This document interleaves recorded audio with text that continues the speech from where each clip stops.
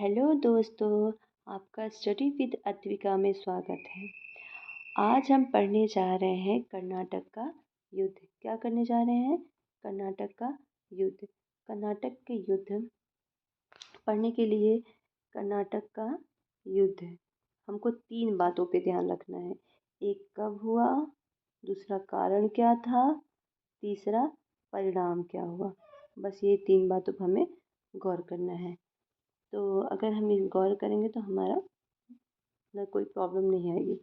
कर्नाटक की स्थापना जो होती है, कर्नाटक की स्थापना सादुतुल्ला ने की थी। कर्नाटक पर अधिकार करने के लिए फ्रांस और इन अंग्रेज़ों ने आपस में लड़े। देखो, फ्रांस और अंग्रेज़ों में कर्नाटक में लड़े, इसीलिए इसे कर्नाटक का युद्ध कहा जाता है। अब यहाँ पे 3 युद्ध लड़े थे। एक मतलब कि प्रथम आंग्ल मराठा युद्ध, द्वितीय आंग्ल मराठा युद्ध और तृतीय आंग्ल मराठा युद्ध। यही जो पहला प्रथम आंग्ल मराठा युद्ध कब हुआ था? 1746 से 1748 के बीच में लड़ा गया था। कारण क्या था इसका? इसका कारण था कि यूरोप का एक देश है ऑस्ट्रिया, उसके अधिकार को लेकर इंग्लैंड और फ्रांस के बीच में युद्ध हो रहा था। इसके कारण कंपनियां, जो भारत में कंपनी, जो इंग्लैंड की कंपनी भारत में थी, जो फ्रांस की कंपनी भारत थी, यह आपस में भारत में लड़ गई। आपस में भारत में लड़ती हैं और 46 से 48 यानी लगभग 46 से 3 साल युद्ध चलता है और लास्ट में जाके इसका परिणाम होता है कि एलास्पा की संधि से ये प्रथम आंग्ल कर्नाटक युद्ध समाप्त हो जाता है। अब द्वितीय आंग्ल कर्नाटक युद्ध, जो जैसे एक साल तुरंत 48 में समाप्त होती है, 49 में फिर से स्टार्ट हो जाती है। 1749 से 54 तक ये युद्ध चलता है। इसका कारण क्या था?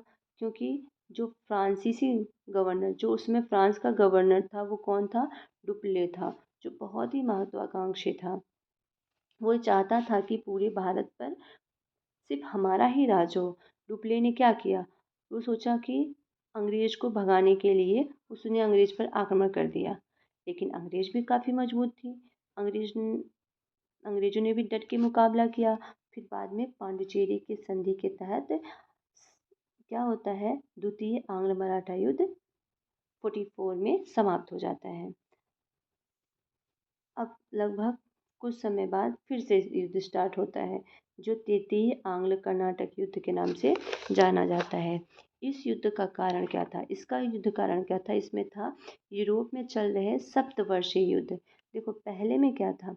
पहलों में ये ऑस्ट्रिया के उत्तराधिकारी के लिए लड़े। दूसरे में क्या था कि डुप्ले ने अंग्रेजों पे आक्रमण कर दिया। तीसरे में क्या था? ये सप्तवर्षीय जो युद्ध चल रहा था उसके कारण से। इसी युद्ध के दौरान 1760 में वांडीवास के युद्ध में अंग्रेजों ने फ्रांसीसियों को बुरी तरीके से पराजित किया और भारत में फ्रांसीसी सत्ता समाप्त हो गई। इसका परिणाम क्या होता है? इसमें एक संधि होती है। इसमें चंद्रनगर और पांडिचेरी किसको मिलती है? फ्रांसीसियों को मिलती है। और पूरे क्षेत्र पर किसका अधिकार हो जाता है? पूरे क्षेत्र पर अंग्रेजों का अधिकार हो जाता है। इस तरीके से हमारा जो कर्नाटक का युद्ध था समाप्त होता है। तो हमने देखा अभी तक यहाँ पे इसमें 3 पॉइंट का 3 कर्नाटक के कितने युद्ध हुए थे? 3 युद्ध हुए थे। जो पहला कर्नाटक का युद्ध हुआ था वो कब हुआ था? 1746 से 48 के बीच में। इसका कारण क्या था? इसका कारण था कि ऑस्ट्रिया को लेकर फ्रांस और इंग्लैंड के बीच में युद्ध चल रहा था और इनकी कंपनियां आपस भारत में ही लड़ जाती हैं। इसका परिणाम क्या होता है? इसमें एलास्पा की संधि हो जाती है। इसकी एलास्पा एलास्पा की संधि होती है और ये प्रथम आंग्ल कर्नाटक युद्ध समाप्त हो जाता है। अब दूसरा कर्नाटक युद्ध कब होता है? 1749 से 54 के बीच में। इसमें क्या कारण था? इसमें कारण था कि जो उसमें फ्रांसीसी गवर्नर डुप्ले था, जो बहुत ही महत्वाकांक्षी था, उसने क्या करता है? वो इंग्लैंड पर अंग्रेज़ों पर आक्रमण कर देता है, आक्रमण कर देता है। अब अंग्रेज़ ने भी डट कर मुकाबला करते हैं। फिर बाद में इसी में किसकी संधि होती है? द्वितीय आंग्ल में किसकी संधि होती है? पांडुचेरी की संधि होती है। किसकी संधि होती है? पांडुचेरी की संधि होती है। अब आ जाता है तीसरा वाला, थर्ड आंग्ल कर्नाटक युद्ध। इसमें क्या होता है? इसमें इसका क्या कारण था? इसका कारण था कि यूरोप में चल रहे सप्तवर्षीय युद्ध। कौन से? सप्तवर्षीय युद्ध। इसमें क्या होता है?